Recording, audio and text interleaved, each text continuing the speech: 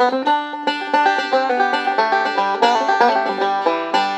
Farm Therapy guests will receive a complimentary stay in one of the spectacular cabins at June Farms in Hudson Valley, New York. To book your own stay at June Farms, please visit junefarms.com. So my buddy came to visit me over the weekend from New York, and he's kind of always a little bit critical of me in a way that I find irritating. Yeah. But he was watching the episode with Tess, and he was like, "Why did you have your sunglasses on?" And I said, "Well, I asked her permission in the beginning of the episode." I said, "Because it makes me feel more comfortable. It gives me like a little barrier." And he was like, "You can't do that. It's so disrespectful." I'm like, "She didn't care." No. I'm obviously not trying to be disrespectful You to even her. warned us ahead of time. You even said, right. like, I wear my sunglasses Like in the in my letter or head, whatever. And Yep. It is probably one of the things that I hope becomes more socially acceptable is wearing sunglasses. Like I mean, I would wear them at night if I could. Yep. It feels like such a protective article of clothing or whatever. I mean, I feel so much more relaxed when I have my sunglasses on. It's great. I always tell people to come as you are. Yeah. Like, however you feel comfortable, right? Also great. So that's great why I work Nirvana with song. entrepreneurs. Yeah. Okay, so let me introduce you. Have we met in real life? No, we haven't. I've just heard about you for years. Okay, and of course crazy. I've been to all your restaurants and you're friends with friends of mine and all that. Well, Nick was asking me before like who the guest was today, and I said it's actually a woman who I am not quite sure that I've met before. And like of all the podcast guests, it's like you might be the only one who I've never met. But we had a conversation on the phone. We did. Where you had asked if you could include something about me in a book that you're writing. I mean it's like I'm asking that question later on, but sure. But just as to give people the reason that you're on here. You have been in a position where you have helped many businesses learn what to do, right? Over 1,000. Can you explain it better than I just did? Yeah, absolutely. Yeah. So I found my passion like in my mid-30s when Which was what? Entrepreneurship, helping other people start businesses. So I have a job. I had a job at the Capital Region Chamber of Commerce as the director of entrepreneurship. Okay. And I worked with lots of entrepreneurs there. I worked with all sorts of communities. And so was that the job that you like applied for, or did they give you that job while you were at the chamber? No, I applied for it. Okay, so you applied for a position that you knew was going to help entrepreneurs kind of like build their business. Yeah, I was leaving the corporate world, and I wanted something part-time that worked into. I started a business at that time called Art and Soul. I'm kind of a serial entrepreneur. Yes. Well. Yeah, I mean, I have a million things listed here. Yeah, sure.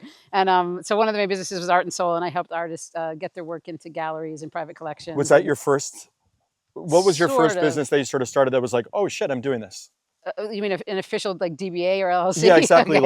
For that you've officially considered yourself to be an entrepreneur. What was that first business? Studio J it was called, and it was sort of an helping people before. Helping people market their art before the internet. Oh, so you're really a cheerleader for businesses. Yeah, long time. Yeah. Okay. Yeah, I love championing other businesses. That's nice. That's a great quality. Yeah, thank you. And a record label? Yep, have a record label. Yep, that just happened last year. I have a song called "Smell the Rain" that I produced with Jaya Rael Dixon and Bob Frederick, and we produced it at Blue Sky Studio, and it was enlightening, and I loved it, and so I'm working on my second one right now. And I heard you have dueling pianos here, so we do. Do you want to come this week? I might because you let me know. We actually have a few tables left over if you want one. Okay. Yeah. We have Wednesday and Thursday. I'd gladly save you a table. Great. Yeah, because I'm doing anyway. It's kind of top secret, but I'm doing something with dueling instruments, and so anyway. Beautiful. I played this. Did you play any instruments growing up? Piano. Piano. See, that's a good one. I played the saxophone. You did? Yes, but it's like I actually feel like I was pretty good at it. I mean, I played from 3rd grade up through college. Yeah. And I was in a bunch of symphonic bands, concert bands, whatever, like the school bands. And then I was in a college. You still play? Band. No, I actually I think I donated my saxophone years ago, and then I bought one recently to just get back into it. I don't even remember how to play. I bet it will come back to you. I can't even read music anymore. It's crazy. So I know a really good saxophonist. And who is it? Well, that's the thing. I don't remember his name. Oh. He played on the last record. I'll look it up. But he just came. He showed up one day, and I told him what I wanted, and he did everything I needed to do. But I'm wondering because I took lessons with one. It's probably the same person. He was in Schenectady. No, he's like, oh, you know what? That goat is the trouble one. I think that's the one we've got to keep out of this pen. He's the one that keeps eating everything. Oh, okay. But anyway. So if you wanted to play around, like I this really is what would. So okay, so that's what I'm doing. Is all right. I'm telling you. I know it's on camera now, but I want to have this thing where there's dueling like instruments, fighting, having an argument, and then having something beautiful at the Musically, end okay, coming right. out of it, Yep. right? Because Isn't I that feel like jazz? yeah, but I just feel like what's happening in the world right now that Oh, like sure. really I want it to go really like chaotic and Intense. then have it be really beautiful at the end. Like that's my imagining for it. That's And nice. so I don't Have know. you heard music like that? That No. feels like, I mean, there's got to be some Maybe there jazz is. songs, of course. Yeah, There's of some course, right. classical music that is like Similar. thunderous that sort of ends in a Right. beautiful But I want note. it to be more improvisational and unscripted. And so anyway, love you to be a part of it, if you will. I have said recently that I wish I had played either the piano or the guitar because at least they feel like appropriate adult instruments to play. Like I'm not going to whip out my saxophone at a fire, like at a campfire. Why not? It would be so weird. I love the saxophone. No, if somebody I whipped know, it but it's out like at it's a a little fire, I corny. would love it. No, it's not corny at all. It's not corny at all. I don't know. I just feel like if I had used that time to play the guitar, I probably would be in a band currently. Then you'd have like really callous fingers, and I don't know. Yeah, My brother played that's true. guitar, and so, Okay, I'm going to start asking you some questions. What is the Chamber of Commerce? what is it? I barely know what it is. All I know is that I've gotten asked to be in like 1,000 different chambers of commerce. I never know what the appeal is of a chamber of commerce. I might not get it seems right. Expensive. No, well, Isn't it like $1,000 like every time you join? It I depends guess how many that's not that employees you have. So Oh, yeah. So I'm a solo entrepreneur, so I pay less than that. Okay. But it's kind of a network of entrepreneurs and business owners and leaders and But what do you get out of leaders. it? I was always like, what am I going to get? I mean, not to be like selfish about it, but what am I getting out of it?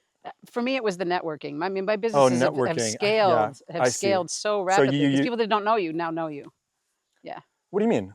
So when I first came to the chamber, I like to fly under the radar sometimes. Okay. And so I was meeting people constantly because I was at events, because I was working there.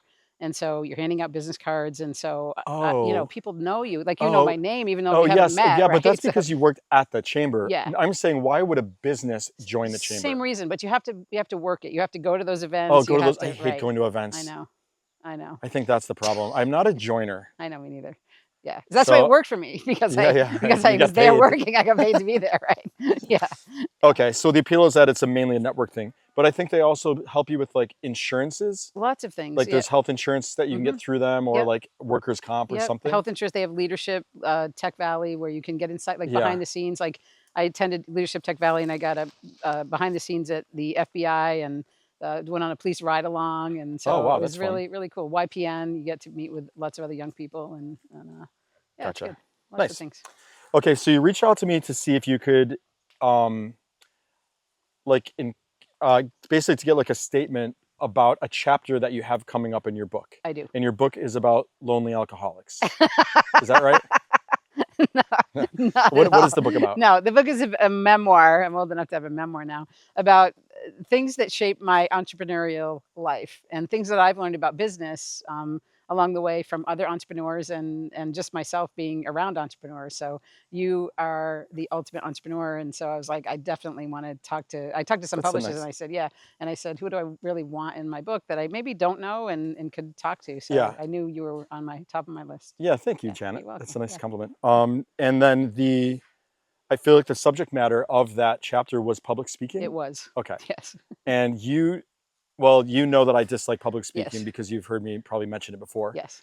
You dislike public speaking also? I do. That is very weird to think about, considering what your position was at the chamber. You would think you would have to, they had to do it a lot. Yeah, I did. So there's a backstory. Just like with you, you told me your backstory about it. So I was trying to remember. What was my backstory? Oh, the marijuana. Right, yeah. Oh my God, right. Yeah, which I would love, I mean, if you want to share I guess I'll say it again podcast, for people listening. I feel like when I used to get so excited in elementary school with the thought of being chosen in class. Yeah. And if I had to do like a book report or something, I would be wildly excited about it, like for days. Yep. I feel like that was always kind of the case up until college when I started smoking pot. Yep. And then I remember being in certain like circles, like almost literally in circles, like in rooms or whatever, smoking pot with people who I didn't know and saying things that made me feel that I thought I sounded weird, or it made me feel very anxious. And that feeling of what anxiety was started to really sink in, and I was like, oh my God, I'm embarrassed Right. for what's coming out of my mouth right now. Yeah. And then it like never left. Yeah. Yeah. It's funny how it never leaves, right? Yeah. So yeah, similar. I mean, not exactly similar, but this is what my experience was. Same thing. Loved being in front of people when I was a kid. I played the princess in the Frog Prince. Oh Right? I yeah. had to kiss a little boy and who looked like a frog, and then I played Snoopy in a Charlie Brown play where I had to dance around my supper dish singing "I Love Supper Time." And loved it. Loved it. Right? Yeah. I played to the audience. It was great. My mother told me there were scripts this big that I actually not only memorized my lines but everyone else's lines as well. And so, but then what happened is that we moved across town, and in the 5th grade, new school, didn't know anybody, couldn't get into the advanced placement class or whatever it was called, and so they put me in this classroom, and I walked in, and it was all boys except for one girl, and they all started booing at me. And Who was the teacher? well, it didn't matter. I know his name, but Oh, I'm not that's going to mention terrible. it. That's, It I is, mean, yeah. that's just terrible But teaching. But the boys anyway. wanted what I found out from the other girl in class was that the boys wanted another boy in class. You know, it's 5th grade, Yeah. whatever.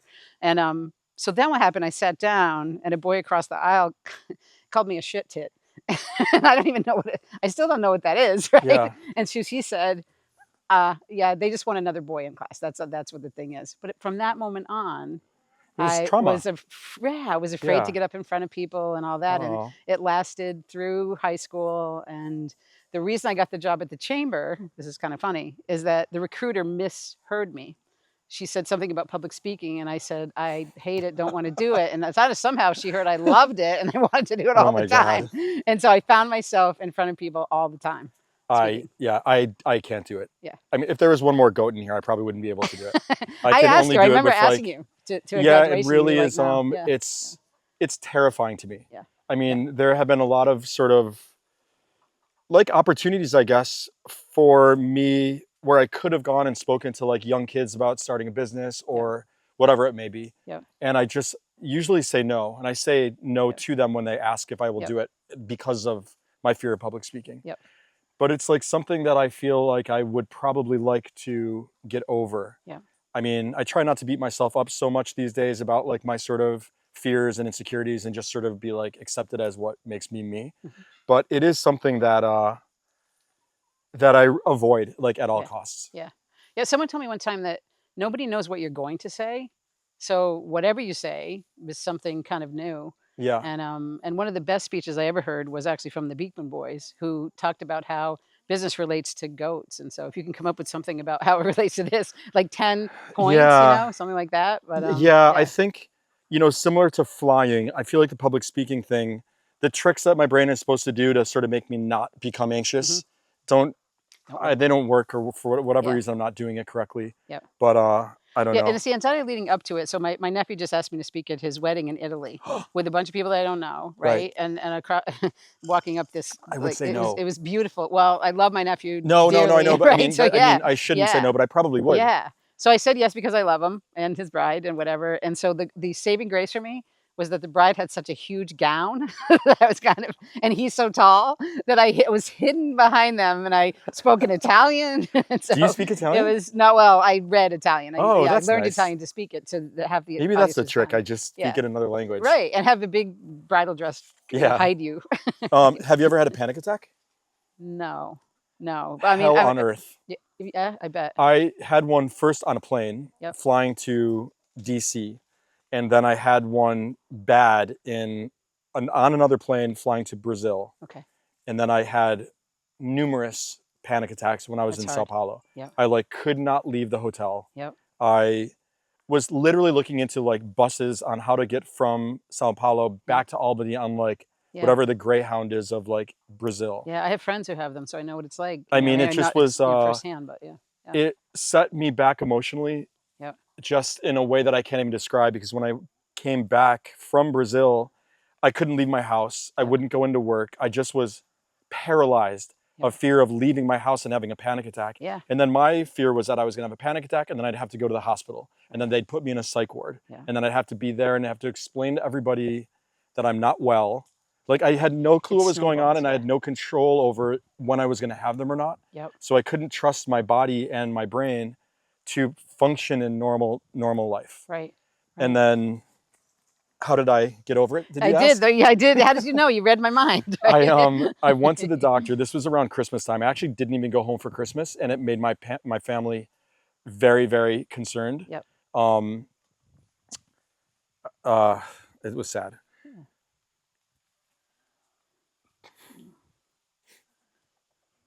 Sorry, give me 1 second. Oh, that's all right.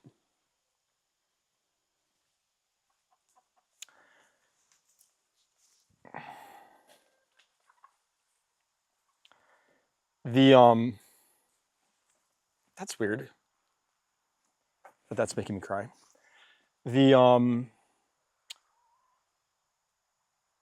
It was like, it was embarrassing that I was having them. It put a lot of worry and guilt on me that I was making my like loved ones concerned about my like mental health. Yep. It's scary, like panic attacks and anxiety. It's like no joke, you know. And I think people are like, there seemed to have been then, which this is probably 15 years ago or something. There seemed to have been more of a stigma about taking like medication or being more like, you know, even like talking about it. So I really wasn't sort of explaining to people what was happening. I was just sort of saying I wasn't feeling well or something. But I went to my doctor. He gave me Lexapro. Yep. I took that for like weeks, not even like through as long as you're supposed to do it. Sure. Because I was like, I didn't feel well. I couldn't like come. Not that that's probably too much TMI for you, but like sexually it was like a real bummer for me. Yeah. Yep. And I felt like I should be able to get over this without medicine. And that's not how I think generally for people, but for me, that's how I wanted to tackle it. Sure. So I stopped drinking alcohol for a bit. I drank like a bajillion gallons of water a day. Yep. I started running outside. That helped me a lot. I started going to acupuncture. Yep. that helped me like so much. Clarence Liu, love that guy. Yep. Oh, he's not. I don't know. He's too. not I've dead. been to him too. Yeah. Do you know Clarence Yeah, Liu? of course I do. Yeah, yes, he's great. Yeah, I Michael mean, Wayne is also good. There's some good acupuncture stuff. Yeah, and it was just like, I think the combination. Also, I started volunteering for GMHC, which is a gay men's health organization in New York City. Yep. Because of my fear of public speaking, I joined the gay men's chorus. Oh, cool. So I started doing things that were sort of outside of my comfort zone to sort of trick my brain into focusing on that stuff and less about kind of my internal anxiety. Yep. That really helped. These are great methods because I know people that still, especially people that have been through the pandemic, young people are hearing more and more about people that are experiencing anxiety and having panic attacks. So this is helpful. Yeah, to help other people. I think it's like you sort of have to think of something else outside of, or for me, again, I'm not trying to tell people what to do. For me, anytime the good thing is that I went through it. Yeah. And I now know what sort of like the rock bottom of my anxiety feels like. Right. And I know I know when to say no now. I know when, I don't make myself go on vacations or trips that I don't feel like I'm excited for or want to go on. Yep. I've learned just to say no to people. Yeah. Because if I say yes to everything that comes my way, I'm going to go back to that place of feeling anxious all the time. Absolutely. You have to set boundaries. You have to set boundaries. Yeah. Yeah. Really and then like when you start to feel sort of anxious, you got to just sort of like start think outside yourself. Absolutely. And like put that energy on to helping people or something outside your comfort zone. Absolutely. Does that make sense? Absolutely. Yeah. And thank you for sharing it with me. Yeah. It's really special. Yeah. Anyway, you're lucky you've never had panic attacks. They are terrible. You couldn't go to movies. I couldn't go to dinners. Oh my God. I know. It was so crazy. I've been with people through them. And so it's helpful for me to hear what you're saying to help my friends, right? So you're not alone. Especially not, I have Xanax that I take now for flying only, that even just having the bottle like in a bag in my closet is enough that I know that in a pinch, I can just take that and that will like kind of medicinally get me off the ledge. Yep. Okay, switching gears.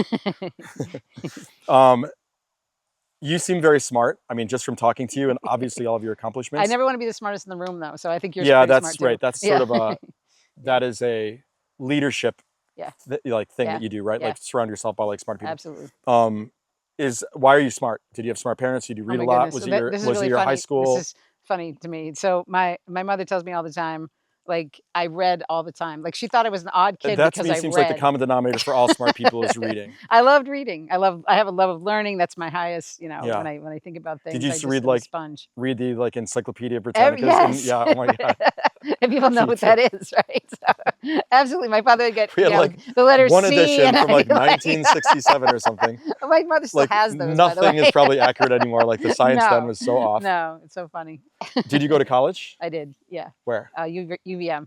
Oh, nice. Yeah, That's University a of beautiful Vermont. school. It's a beautiful school. I don't think I got in there. I recently think I saw applied a there and podcast that you were on, and I feel this kind of the same way about college, that if entrepreneurship wasn't a thing when I went to college, I'm old enough to have that not be, it wasn't The a word, thing. like the word? Well, it wasn't a thing you could study. Now you can Oh, like go can to you school study? for Oh, entrepreneurship. Yeah.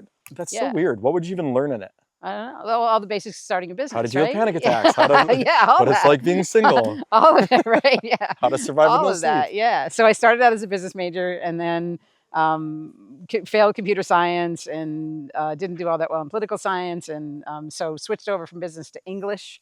So I was an English major, and then I had a few courses to graduate, and I majored in a three-dimensional art class and a wine class. Anyway, so did things like that, and then I discovered entrepreneurship later in life, right? So nice. I mean, it was. But didn't you also discover entrepreneurship, like selling vegetables on the side of the road? Yes. Like your my dad was a farmer, so Yeah. I have kind of an affinity Where was to that? farmers. So in Vermont. Oh, in Vermont. Okay. Yeah, my dad was a farmer, and then he stopped being a farmer, but he still had that farming ability. So he knew how to drive big equipment, and he had a beautiful garden. He had a green thumb, and so we would go out in the garden and pick vegetables and sell them by the roadside. I sold golf balls, and like Yeah. it was that's.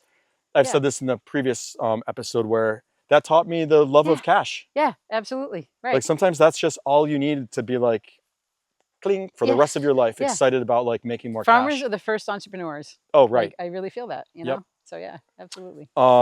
Yeah, in terms of going to college, it's weird. Like sometimes my niece and nephews will talk about it, and my brother and his wife are like, "Oh, you're going to college," and I'm like, "Why would you put that pressure on them?" Right. Like she doesn't even know what she wants to do. Right. Like why would you? It's a lot of money for not knowing. Exactly. Let her travel around. Let her figure it out. Like there's no. You can always go back to college. I agree. Yeah. You know, and sometimes you're like locked into it. I almost think it's a disservice than anything. Like wait until you're something inside, like your soul's telling you to do it. I agree. I agree with you. I mean, I had a great time in college, but I probably wouldn't do it all over again. Me too. And I will say that I do have friends that didn't go, and I know they always feel a sense of lack. So I'm grateful for my parents for pushing me into that. Sense of what?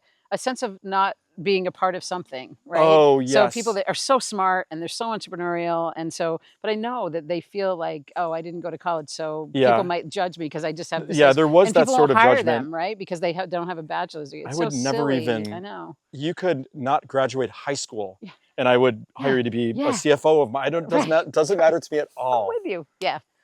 Yep. What if you were not an entrepreneur and you were like dream job to work for someone? What would be a job that you think you would love to do? Mine would be like a talent agent for like celebrities or something, like taking care of like talent in a way that I could just like crush, like managing their life. Yeah. I feel like I'd be good at that. I worked in film and video for a while, and I have to say that is an industry that I actually loved working in. A casting agent for me would be, we did some casting. Good. It was really fun. And, I bet. Yeah. And so, and what happened was, it was interesting. People would come in and it would be this churning thing. And this is for any actor out there that's trying to get a part, the same kind of person. They were asking for a certain kind of person. So the same thing would happen over and over again. And then the person that was different would almost always get the role. Yeah. Right? So it was interesting to me how that all panned out. But I don't know if I'd like to see the rejection or give the rejection. Did you have to give the rejection, or just like someone else did it? Luckily I just had to kind of, just sort of get them in the room. You just crossed their name off, secretly crossed their name off. Yeah. So going back to your family growing up, it was a lot of community from what I understand. Like you grew up with a bunch of kids and you were all kind of entrepreneurs, like your neighbor sold worms or something. Right? You're right. My neighbor Greg, actually, he would water his lawn at night, and the worms would come out, and he would grab the worms and then sell them. Yeah. And my dad was an entrepreneur. I mean, he had a ton of business. He was so fun to watch because he had a maple syrup business. He had a sign business, and it was this plastic stuff, and we would have to put the letters on the machine, and then it would heat up, and then the plastic would heat up, and then you'd put the machine over the letters, and sometimes the letters would be Was this your misspelled. dad? My dad. So he went from farming to this? Farming to a bunch of entrepreneurship. Wow. So he's an entrepreneur. Yeah. He's passed now, but the funniest one was that he's tried to make beer, and one night it was in the basement, and all the beer exploded. Like all we could hear was poof, poof, poof, poof. Oh. And so some of them was he were making failed. beer to sell or just to enjoy himself? Enjoy himself and his nice. friends, but yeah. Yeah, I feel like I grew up in Utica, New York, Oh, okay. which is a city with a ton of community. I Yeah, mean, it's a definitely. lot of people that have been there for a long time Yep. or move away and come back. Like Yep. people love living there. Yep. I never ended up moving back, although I like sometimes think about it because a lot of my friends, like my best friends from high school, Yep. are there. But it feels like I don't have that community here that I did growing up. I think it was mainly just because I was part of a family and like just all of the friendships and the like Right. the just the baseball teams and soccer teams and all the activities and you know you're so busy constantly around people doing Yep. things. Yep. And like my grandparents and family members, it was just like I never ever had a second to be bored or Right. lonely or anything. Yeah. My mom, I mean, this is probably illegal. Well, it is illegal. Whatever. They're going to arrest a 75-year-old. They're not going to arrest my mom, but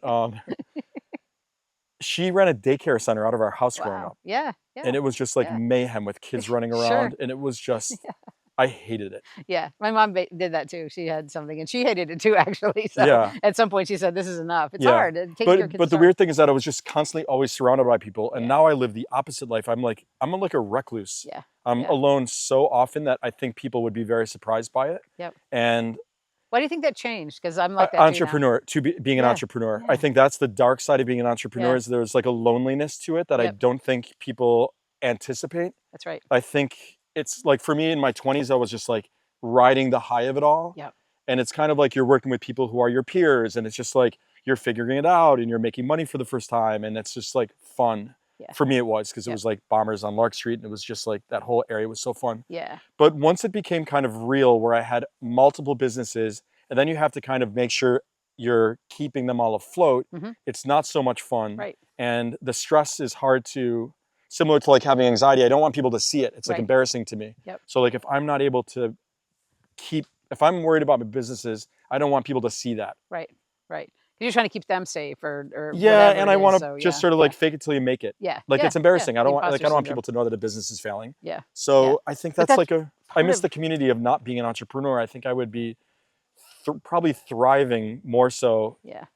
happiness wise Yeah. if I never became an entrepreneur. Really? Yeah. Interesting. Well, what I did was I started a group on Facebook called it's a creative mastermind group with other entrepreneurs, which you're welcome to come to anytime. Okay. And so, but I find the same thing that a lot of people that belong to the group, they've either moved out of the area and they just need that community. And so we just come and sometimes we just like, what's going on today? Like this, we had a conversation last week and we're continuing it this week. It's every week at 10 o'clock. And during the summer we meet live. At night? No, in the morning. Oh, I know you're not a morning person. I thought you were gonna be like, it's at this bar. I'm like, I'm coming.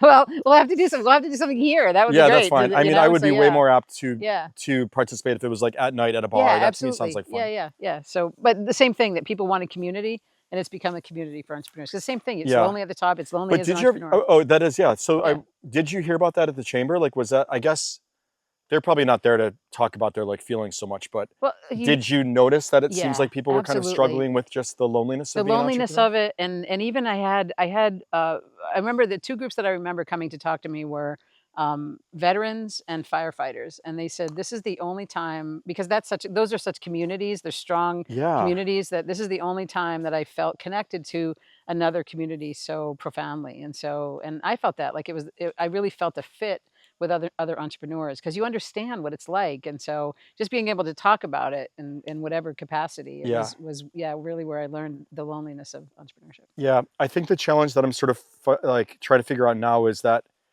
the time I have alone, Mhm. I actually really love it. Yeah.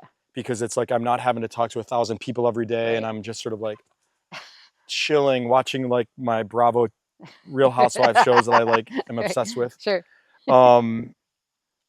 But I worry that I'm only doing that because I don't want to sort of participate publicly in like, I It's a rarely balance. accept like dinner reservations. I'm Yeah. never taking trips with people. I just say no to those things a lot I know. because I just want to like be alone. I know. And that's not, I've It's not never healthy, been yeah. like that. It's I not, know. did you say it's not healthy? It's not healthy. No, I know. But that's I where, know. but, I know. but at So- what point does it become unhealthy versus protecting your like private space and like your Right. mental wellness? Yeah, you have to create the boundaries around it and understand when you're going to do it. Like I have some friends who just keep asking me until I say yes. They know I'm like this, so Yeah. they just come to me and say you're going to come with me or whatever, right? Yeah. You have to know when to Those are shut good it friends off, that do so, that. Yeah. That kind of absolutely. understand Yeah. truly who you are, and it's Yeah. like, I'm gonna keep asking. Right. They don't Yeah. take offense to it. Yeah. What are your thoughts on social media, good or bad? Oh, I hate it. I know, me too. Do you remember the days with Yeah. I mean, obviously Yeah. we remember it, but Yeah. it was heaven. I know. I'm not good at it, number one, and this is why. Similar things to the public speaking. It's like I have to put myself out there in order to get business, right? Yeah. I'm at a point now where I don't have to do it as much, I don't think, but it's still something that I have to do. I have to have a page. I have to have a page for my business. I have to talk about my business and all of that. And so, but I don't love it. I've taken breaks from it every once in a while. Every once in a while, I Yeah. go off for like 3 months, and it's heaven. Are you are you on Instagram? I'm on everything. Yeah. How many hours a day do you think you're on your phone? Oh God. Should I we, probably could look at no. should No. I'm It's gonna going to be tell you. embarrassing. Oh, You I have to show don't me where care. to find That's it. I don't really it's like number exactly know where to 14 of find things it. I'm embarrassed Here, about. tell me where to find it, and then you I'm find it. assuming it's in. Hey Nick. Okay. Where is it? Youthful. Somewhere in settings. Yeah. Somewhere in settings. Okay. It's got to be like There should be like home search screen. bar in settings. Oh, for what? What do you say? Oh, What do you screen search? time. Okay. It's in settings. Go to screen time. Okay. This is. Oh no. My mom is going to be so concerned if she's what she's about to see. Oh no. Okay. This is higher. Wait, go to I'm yesterday. in. Go to yesterday. Can I go today? No. What Well, was yesterday? today's not over, so it's not going to look so bad. Jeez. All right. Hang on. Oh, daily. What's your daily average? 10 hours. Wait, 9 hours and 32 minutes today. mine is not so bad. What? Mine's 8 hours. Isn't that bad? Yeah. No, I know mine is bad because this is where I get all my information. Well, mine. I respond mean, to if it's them. 8 hours, it's got to be 7 hours and 50 minutes on Instagram on Reels. Oh, is it okay? Oh, This it's is all I over. do. This is everything, I think. But yeah. It's terrible. I mean, if you had told me like 10 years ago that I would spend 8 hours a day fucking staring at my phone, I'd be like, what are you talking about? Right? Yeah. But it's crazy. I mean, I feel bad for kids not to get into I that know. whole thing, but Yeah. what a blessing to live a life without any phones that were attached to you and just like being present and meeting up with people. Absolutely. And I mean, Yep. It's the I thing. could talk about that for hours. Mm-hmm. Oh my gosh, we've covered a lot here. So your business, Hammock Way of Life, Hammock Way of Life. what is that business? Yeah. So what I was doing is I was advising just businesses, and what I discovered was that entrepreneurship is work-life balance. It's about the big picture. It's not just about business. It's about everything else that goes around it, right? It's your whole Yeah. life, right? And so I wanted a way for people to live their best lives, whatever that looks like for them.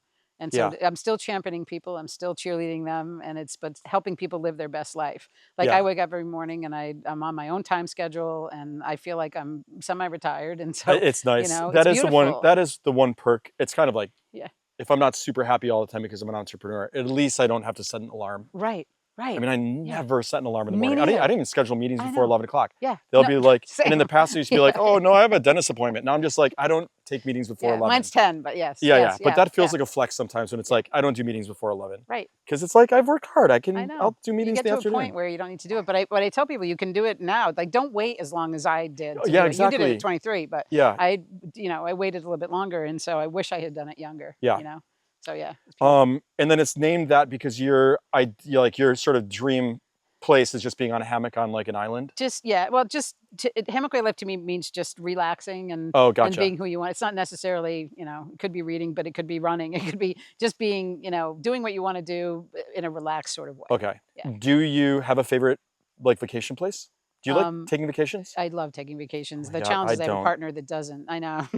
So this is the challenge. So know. so she doesn't like to. I do, and so She doesn't like to? No. Just have her come to my house. Her, boy or girl? Girl. Have her Yeah. come to my house so you can take your vacations. Does she watch Yeah. TV?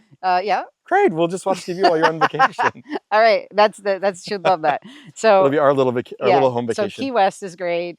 We just got back from Italy. I actually did. That's some for extra work in Trevor's. Italy. Did he tell you that he was in Yeah, Key he did. Largo? Yeah. Italy was great. We went to Rome, Salerno, and the Amalfi Coast. Oh, and, nice. Do you feel like you've traveled a lot? A little bit. I went to China. I've been to Spain, Ooh, wow. Paris. Amazing. I love Hollywood, and I have friends out there that make it fun. And so, dream place to go to next? oh, there's so many. Yeah. There's so many. Sorry, I hate that question. Sorry, I don't even know why I asked it's it. great. But a few of them are Greece, Dubai, Australia, New Zealand. There's so many. There's Yeah, so many. wonderful. Denmark. I hope you go to Sweden. all of them. Thank you. I Yep. appreciate it. Amsterdam.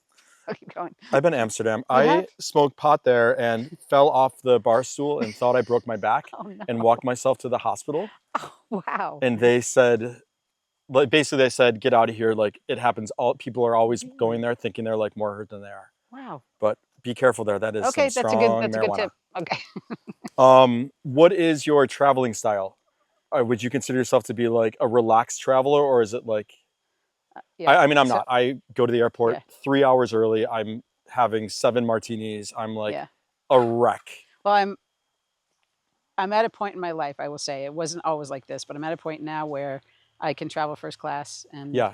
and you know, That's it's awesome. relaxed. I go to the Sky Clubs and It's hard to find that so though out of it's- Albany. I mean, Yeah. I can travel first class only because I don't ever fly, so I have Right. all these miles Right. because all my Yes. purchases for all the businesses have always accrued in miles. Yep. And it's just like, Yeah, you just have a lot built up. yeah, of course. Yeah. Yeah. It's amazing. Yeah. Well, we had free stays in Italy and you got free Oh. drinks on the plane. It's really a nice way to travel. Once you've done it, it's hard to go back to it. Yeah, right. Go back to any other way. So I could say I didn't used to love it, but now I absolutely Yeah, love it. it's great. So, It's such a. yeah.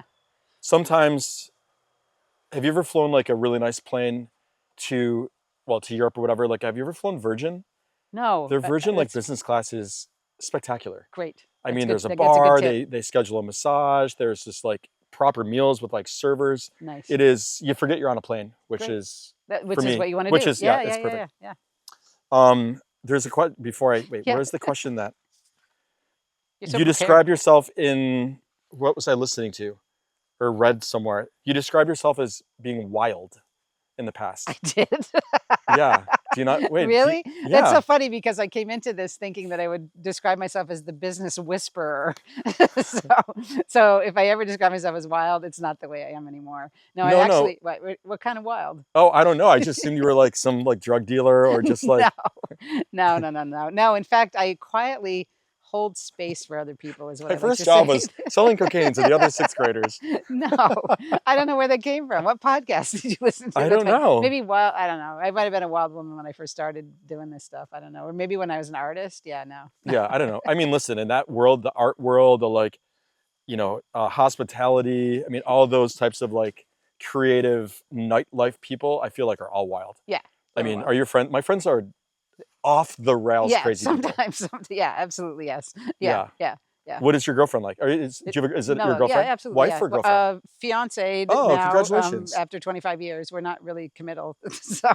What does that mean? Well, we finally got engaged after 25 years of being together. So isn't that funny? Oh, but did you say we're not committal?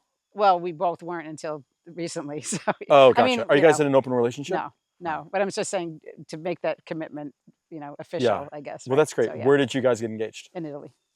That's amazing. Right? Isn't that Good for fun? you. In the town that her parents grew up in. Was she an entrepreneur in any way? No, not at all.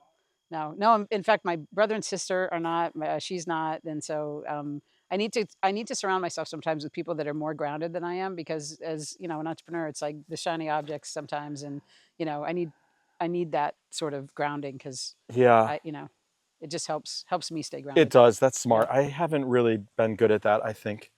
Like especially when you're in the bar and restaurant business. Yeah. A lot of it is staying up till 2, 3 in the morning. Like you get Yeah, off work right. at 1, 2, and then you go out. It's like, you know who's out on a Tuesday at 3 in the morning? Right. Not grounded people, I'll tell you that. Right. True. I mean, true. it's so Yeah, fun, but yeah. you do that for like a decade, Yeah. and the friendships you've Yeah. created are a bunch of crazy people. Right. You know what I Yeah, mean? yeah. But it's fun. It's all good, right? Yeah, I love them. That's Just life. Color. Just, brings human- color yeah, to life. Absolutely. What is the least favorite job you've ever had? I've had so many. I worked at a shoe store. That was horrible because I had to back then I had to try shoes I was on gonna to say, I remember that, people's yeah. feet and I always kind of liked the idea. It felt like those shoe people had such power maybe, because but you had to wait for them and they would go back. It's like, are they going to have my size? It's just like, I always was like, had to that feels like back a then I had to good- measure their feet and after 15 I know, yeah, that shoe boxes horn. of It's shoes. like, are they going to use the shoe horn? I was just like, they really were kind of like boss. Yeah, that one. Where was it? Vermont. Oh, It in was my Vermont. first job. My parents sort of said, you need to go either get a job or something, and so that's what I ended up doing as my first job, and so that was probably not the best one, but Yeah, and my sister, when I first moved to New York, my sister worked for a temp agency, and I worked in the film industry, and at some point the You economy win. crashed, and what's that? You win. Yeah, but then the Your economy sister's a temp, and you're in the you're right, film right, right. industry. But then the economy crashed, and I got laid off, and then she said, "Will you come temp with me?" And so I ended up at that. That was when I realized I'd never wanted to really Oh, be in business long term, because people were so miserable at these I jobs, right? know. That's when I worked for General Electric. That was the thing. On Monday, I would go to work, and they would say, "I'd be like, how was your weekend? Too short." Right. It's just like Yeah. everyone is such a grump. Yeah, they were upset about Sunday night having to come to work on Monday. Like, Yeah, I like don't I have just that. remember Yeah. my insides were like, Yeah. "You've got to get out of this place." Yes, it's huge, and it was hard probably because you probably were making money, and right. Yeah. So yeah. I'm trying to think of what my least favorite job was. I feel like I've always just liked making money, so I'm trying to think of one that I disliked. I worked in the basement packaging chocolates into boxes, and that was bad just because it was like hot and no light, and Oh. it felt illegal, Yeah. Right. and it was really I don't know. It was in this like beautiful mansion in like the GE plot in Schenectady. Okay, interesting. And like they put like these flyers out at Union College campus, Yeah. and it was like, "Do you need part-time? Help us like build our business." And I was like, "What is it?" Call them, and it's like, "We're packaging chocolate." And then like, It sounds good, right? I think I only did it like 3 times. I was like, "This sucks. Yeah. I'm playing beer pong." I've been watching. You ever watch Dirty Jobs? I've been Oh binge yes, with watching what's that his with name? Mike something or Yeah, other. Mike Those Rowe. are the really bad jobs. But anyway. Yeah, I've been fortunate to. Well, I've chosen most of the jobs Yeah. that I want because I Yeah. want to You know what I learn from love them. about something else that I heard about you before I've watched a few podcasts, that you're not afraid to get your hands dirty. And my dad told me that early on. Two things. He said, you always learn more by listening than talking. And he would never do a job that he wasn't afraid of doing himself. Like, he wouldn't tell somebody else to do the job. Oh Right. yeah, So you're not afraid to do any job around here. And that's what makes a great entrepreneur. That yeah, most good leaders are not afraid to do whatever work needs to get done. yeah. Yeah. I like the ones that are Yeah. sort of not the. I like the back of the house jobs Yeah. that people would probably think are not Yeah. the good ones, like washing dishes in the back, Right. listening to music. Yeah. What's worse? That's Right. fantastic. I Right. loved it. Yeah. It Yeah. was like But a it's little a bit great of role therapy, model. and it's So like therapeutic, like just pan after pan. I Yeah. always really enjoyed that. nice. Has there been something that you consider to have been an obstacle in reaching your ultimate success? Yes. So I love working with marginalized communities, and I love being in What does the word marginalized mean? well, just for people the that sake of don't this have the same conversation? opportunities Gotcha. as other Okay. people, right? You might Yep. not have a seat at the table, or and so I try to lift up other people up, and so um, I'm always here. And then sometimes when they rise up, they don't always remember who helped them, right? And and I have, I work with other people who say, well, if you go after the people with money, you're going to have more money, and all of that. But I really love helping lift people up. I feel like if we all help each other This lift is up. not the answer I was hoping for. No, what were you hoping for? Well, keep in mind, I thought you had a wild past, so I thought it was like my heroin addiction, or like I really have never had a drug problem. You're so funny. I'm like, That's really please, funny. Janet. I've been around people with drug problems, but I haven't had one. But what's the obstacle here? I'm like, what's the obstacle here? What is something that's like, if I could just stop doing this, I could have been like, mine's drinking. Okay. If I like wasn't such a big Right. drinker, Right. I feel like I could have, if I like got sober, let's say Right. 15 years ago, I feel like I could be Right. like on the cover of like Inc. Right. Is Okay. Inc. magazine still around? All right. So we're getting real. All right. So this is really, I feel, what the challenge is for me is, and it's not drugs, but it's my weight, right? So I have something, it's a syndrome, and it causes me to gain weight. I work out, I eat right, I'm on all the drugs that all the celebrities are on, right? All that stuff. Yep. And I feel like people judge me for this. They look at me like I'm in group sometimes, and they go, oh, I ate ice cream. I ate a pint of ice cream tonight, and I ate a bag of chips, and I'm not doing that. Yeah. But I look like this. And so and it's a definite, people judge people, right? Yeah, And, yeah. and so So the work that I do, I tell people not to judge. Like when I have magazines and we're doing vision boarding, don't judge a book by its cover. Don't judge any people by the cover. You don't know, right? is the obstacle in that case how you feel that other people are Yeah, perceiving you because you yeah, think of yourself as yeah, bigger, yeah. or Yeah, that's definitely been a challenge in lots of things in my life, and so and maybe it's just a judgment, right? Just my own personal, you know, opinion. But people don't take the time to get to know me. Sometimes the people that have know I don't just talk the talk, I walk the walk. yeah, But it's the people that don't take the time, like you're taking a little time with me today, right? yeah, That don't really get to know that I've got a pretty yeah. good soul. I'm sorry you feel that way. Yeah, That's thanks. that's got to be hard. It's really hard. Yeah, Yeah, I'm sorry. yeah, and yeah, I appreciate that. Can we talk about your children's book? Yes. So that was one of the things that I was really excited to hear, that I didn't know that Oh. until like a few days ago when I started doing like some research Okay. about you. Yep. I knew that you were like writing the current, but that Yeah. current book is not a children's book, obviously. No, It's like no, it's an a business entrepreneur book. Yeah, I have five books already, and then the one I'm writing now with you in it. And but yeah, the two children's books. The one I wrote called "Dust Bunnies Don't Eat Carrots" Yep. was initially I wrote it for my nieces and nephews. My dad used to call everybody nicknames. He called me Yeah, Buttercup. Dust Bunny or whatever, right?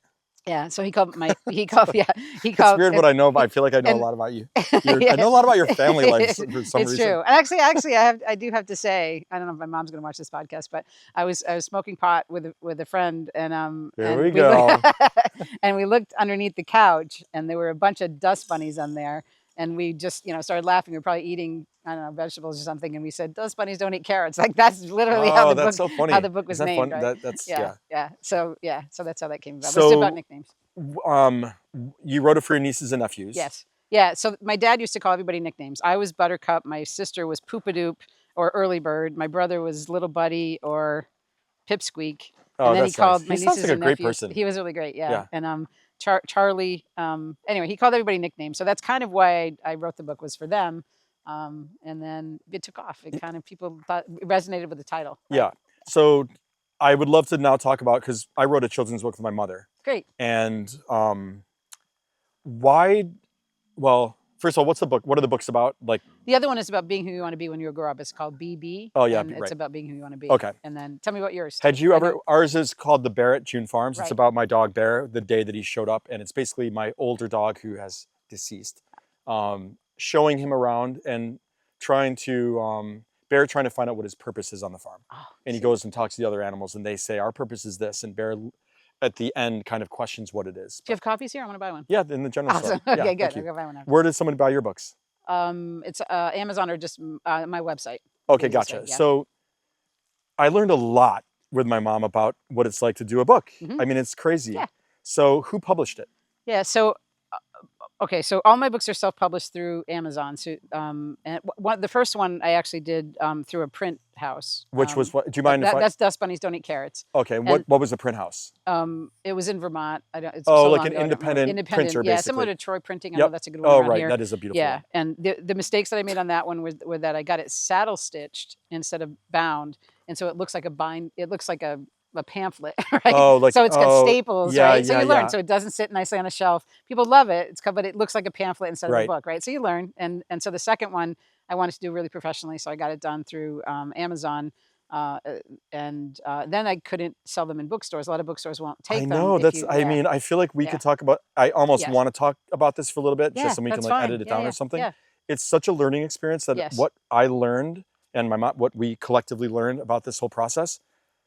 Amazon, they take a lot of money lot from of the money, freaking too. book. I mean, I I think know. we were Yeah. only making maybe like $1 or Yes. something per book. Yeah. Not even, maybe Yeah. not even that Yeah, amount. my children's book was $9.99. So if I sell it any amount above that, I make money. But Yeah. that's why I sell it on my website now. So if I know my cost is $10, then I Yeah. sell it for 15. But yeah, So we just decided to have it published through another, like we got ours done through Book Baby. okay, Our books are beautiful. They ended up costing about $6 a book. Yep. We sell them for 19. Yep.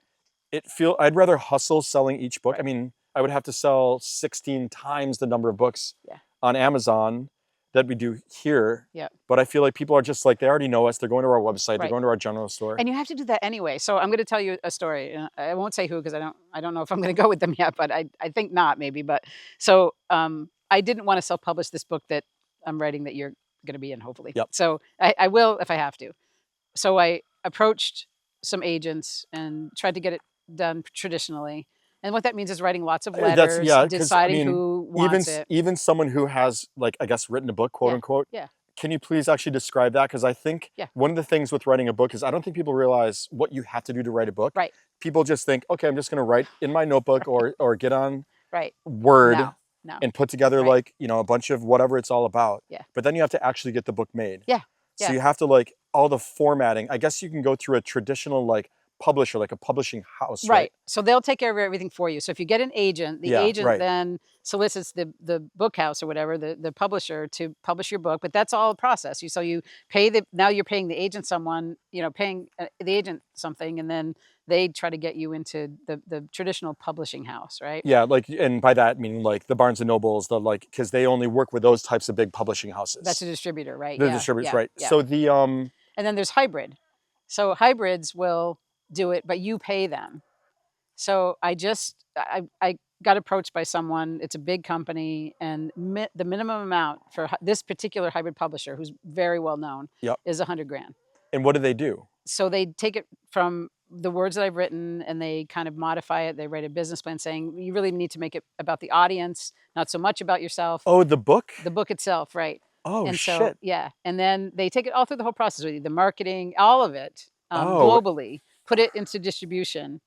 But the minimum amount and the amount they guarantee kind of is $2,000 that you'll potentially sell, right? Yeah, so do I want to invest that much money into that? You know, Feels I don't like that. I don't either. It's pay to play, which a Yeah, lot of I magazines feel like you're do now smart too. enough to do it on your own without spending all that money. Yeah, but I'm not a great marketer because Yeah. I'd like to fly under the But are radar you and I don't like to rich? public speak. Are you rich? That's a Could lot of be. money. It's a lot of money, right? Yeah. It seems like yeah. Most people tell me, most of my advisors tell me, don't do it, right? Yeah. Yeah. I mean, it seems hard to make money in the book business Yeah. unless you're like a celebrity and it like Right. is just pumped out on every talk show and in hard copy in every airport bookstore or And whatever. you have to like to public speak. The first thing they ask you is, okay, yes, you could sell 1 million copies if you go speak, and that's where you make your money. You make your money in speaking. Right. You make your money, right? And so for someone who's like, I have don't to know if I promote want it. that, right? So yeah. Well, I really enjoyed the process of doing it. Who Yeah. did the illustrations for you? So for the first book is kind of an interesting story. I'll try to make it short, but Dust Bunnies, I was working at a staffing agency, and a woman came in who only spoke Spanish, but she did know her alphabet, and she said nobody would hire her. She did have, you know, a green card and everything, and so I put her on a filing job. She came back to me 6 months later. She spoke fluent English, and she said, "You're the only person that gave me an opportunity." Oh, that's nice. And so she illustrated my book for me. That's great. And then the second one, the children's book, was a lovely woman named Valerie McCarney, who was an expressive art therapist, and we went into training together, and she illustrated that book for me. So Nice. Yeah. We used a young lady named Stacy Leonard, and it was She local? she's local. Yeah. It was just a wonderful experience. The whole thing, start to finish, was such an interesting thing to learn the process. It's Right. like I had never known what the process is of writing a book, and now I know what to tell people if they ever ask how to do it. Sweet. Yeah, Yeah. I really enjoyed it. Yeah.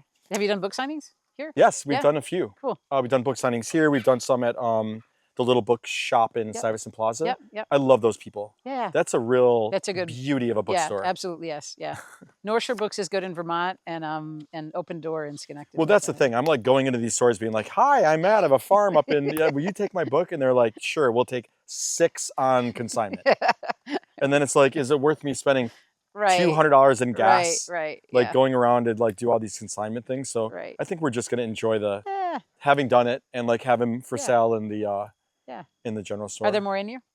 Pardon You me? have more books in My here? mom wants to do another one. I'm like, we have a basement full of books at the moment. But let's sell these Right, that's before the we start thing, doing right? another Yeah, one. yeah. Right.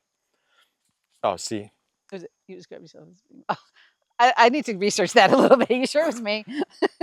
You describe yourself as being wild. That's all right. What are your thoughts on astrology? Astrology. Yeah, I believe I'm a Scorpio. Me so- too. You are? Yeah. What? When's your birthday? October 27th. October 28th. What? Janet. How about that? This makes sense. It does make sense. What's the biggest Scorpio thing about you? Pretty passionate. Yeah. Yeah. That's it. Are you jealous? Yeah. Me too. Yeah. I've worked on that though. I'm getting better. How do I work on it? Lots of therapy.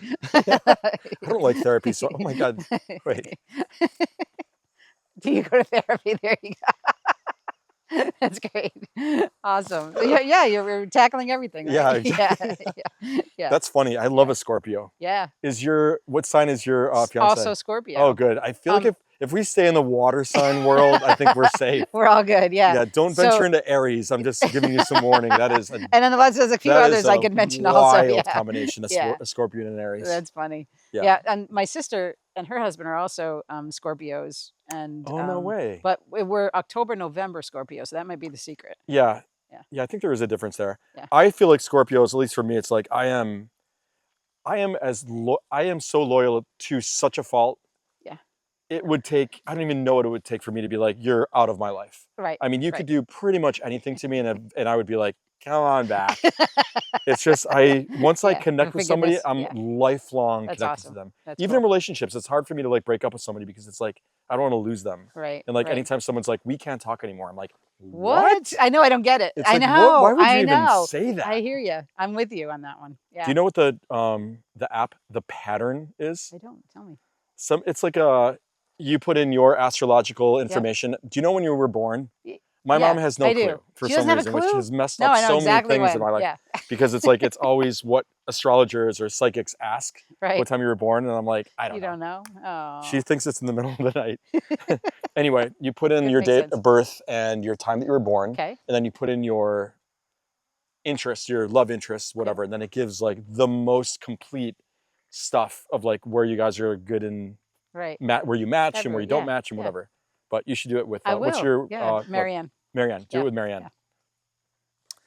Okay, back to business. Okay. Have you ever told someone that their business is a bad idea? Oh, I leave that to bankers. There's enough people that play whack-a-mole to other people. I don't. Yeah. And I've heard you would encourage them. See, I wouldn't. Ones. Don't you feel like it's sort of doing them a disservice by putting in all that time, energy, and money if you know it's like a failed If they're putting concept? Time, energy, and money, I might show them other ways or ask them to go down other avenues. I'm huge on market research. I've never once done that. I know. But I actually get so frustrated anytime banks would be like, where's your market research? I'm like, it's a good idea, trust me. Well, it's helpful. And again, I've worked with enough failed businesses to understand that if they don't do that, like if you don't have a plan B, I've worked with companies that like one person just wasn't aligned with the other one. And like, so they were relying on maybe a business to move in next door and the business lost funding. So that affected their business. Like lots of little mistakes that people make that if they had done a little bit more homework, which is similar to market research, right? That it might have saved them a little bit. Yeah, so, I guess you're right. I mean, I've never done it, but it always feels like people, that's the one thing that I would say to any entrepreneur who is excited about an idea. Don't listen to people. Right. Yeah, because there's so many naysayers. People are just like, I don't know, like that part of town, or I don't know. It's like with AI, or I don't, it's like, just, you don't even ask them. Right. You have to believe in yourself and just do it. And the difference between you and maybe another entrepreneur and myself too is, that we're similar, is that you have to be adaptable and you have to be able to pivot. And that's what you're really good at. You just have to really, or you close. Right. Right. And some people say, no, this is the path I'm going on and this is what I'm going to do. Yeah, it's like you have to be good at it. It's not even being, you got to figure it out how to change your business to keep it afloat. Yeah. Or, and put the work in. Put the work in. He doesn't like the questions. It's kind of annoying. I mean, I love him to death, but it's, there's 1,000 on the ground. Go over there. But yeah, that's always one of the things that I don't even really ask anymore. I mean, I'll be excited about something, but once they start chirping anything negative, I just tune them out. I know. Negativity to me is like poison. I don't like being around anybody who's negative. Even in like the staff, once it's like, once they start speaking negatively, I think in myself, I got to get them out of here. It really is not, it's a quality I really hate in somebody. I'm with you. Even though that's a negative thing to say. But, how would you weigh in on a client that is wondering if they should start a business or buy a business? I've never bought a business. That seems like a waste of money. I would always say start it. I know. I've tried to talk people out of it because I feel like, what are you exactly paying for? Are you paying for the brand? Is it coming to clients? I mean, I've sold some businesses, like specifically like the beer garden, and they paid like a good amount for it. It had a really good if you have a good reputation. good following. And I Yeah. feel, I mean, they're crushing it, Yeah. Wolf's Beer Garden. Yep. But I feel like I would always just open up my own Me too. business. Yeah, I'm with you on that one. I don't see the need unless, you know, it's someone like you who has established business and someone really wants it. If they don't want to put in the work to do all that back That's also end the fun of stuff, it all. Yeah. Coming up with a logo and like, I love that part Me of it. too. The creative part. Yeah, Yeah. Not exactly. many people have that, both that creative hat and the business hat, right? That's a rare thing. I don't know. If Yeah. you, Are there business books that you read, like those, like Power of Now or whatever? I've read Well, all- you're a I've read reader. everything, I've yeah, never read yeah. any of them. No. Do you listen No. to podcasts? Do you listen instead No, of? I get too I distracted. often, That's why I have to yeah, read. I feel bad about myself when I listen to those business podcasts because Oh. it feels like it's so, like, you should be doing this. And if I'm not doing it, it's like, it makes me feel bad about myself. Okay, yeah. I just sort of, I don't listen to those, the podcasts I listen to are not, they're like Not for public. Real Housewives of Salt Lake City podcasts. Sometimes you learn from that though, right? I don't know. I don't know what I'm learning from those. They're entertaining me, which I guess Okay, has that's value. right. That's right. You need to relax. Yeah. Are you exhausted with the hustle? No. You No, can I keep love it- the hustle. You No, do? I do. Yeah. I know. I feel like I'm but like, I find ways. I wake up every day and I meditate, and I wake up every day and I work out. sounds like and hell on earth. Not really. Did you Yeah. do meditation because you needed to do meditation, or was it like, It's just a great way to start my day. no, I But- know, but like, were you sort of at a point that you're like, I need to do something, let me try meditation? Because I should be doing meditation for my own calm. Yep. But have you always been someone that has sort of I've known how to find calm in? I do, yeah, because I Like I work with acupuncture? a lot of wellness companies, so Oh, they've taught right. me yoga and all those things, and they're short. Like I get up every morning and it's 10 minutes. I found this great thing on Peloton, and I meditate for 10 minutes, and there's a 1 minute one throughout the day. All of a sudden it'll pop on. Obviously, it'll be mindful just for 1 minute. It's short, but it somehow grounds me, and so nice. yeah, and it's automatic because I work it into my routine, and then I have that 1 minute that pops in randomly. So And you feel like it helps? just to check in with myself. Yeah. 1 minute. Do it for 1 minute. I know. It really, I don't know what it is about that type of stuff. I am really holding off on doing it for some reason. I don't know if it's like fear of, I don't know why I'm not doing it. I really should. I mean, And maybe don't make it. It should just like I said, bank it into your day. Yeah. And if it pops in, great. And I can tell, like this morning I was on a call when it popped in, and I just said, "Could you do well, that this sounds later?" nice. Like Yeah. randomly, all of a sudden, it's like Yeah. check Just- in on yourself, take a yeah. second to sort of, Yeah. right. All right. Yeah. Janet, thank you for doing this with me. You're awesome. Yeah, Thank you were It was awesome great. too. Great to meet you live Yeah. finally. I hope we hang out as friends more. I want to. Let's yeah, do it. Yeah. Okay. I agree. On the next episode of Farm In fact, Therapy. they ate half of your second card, so I have to like try to remember what was on it. When I tried to like think of the stuff that you've done a lot of things. Yeah. Like I feel like you're perfect for this entrepreneurial podcast because you really are an entrepreneur. I think of you like as a really hardcore entrepreneur and artist. I identify more with As the an artist, of part, course. Yeah, You're like an especially- artist through and through, like to your core. I feel like, don't you? Well, now that I'm older, definitely.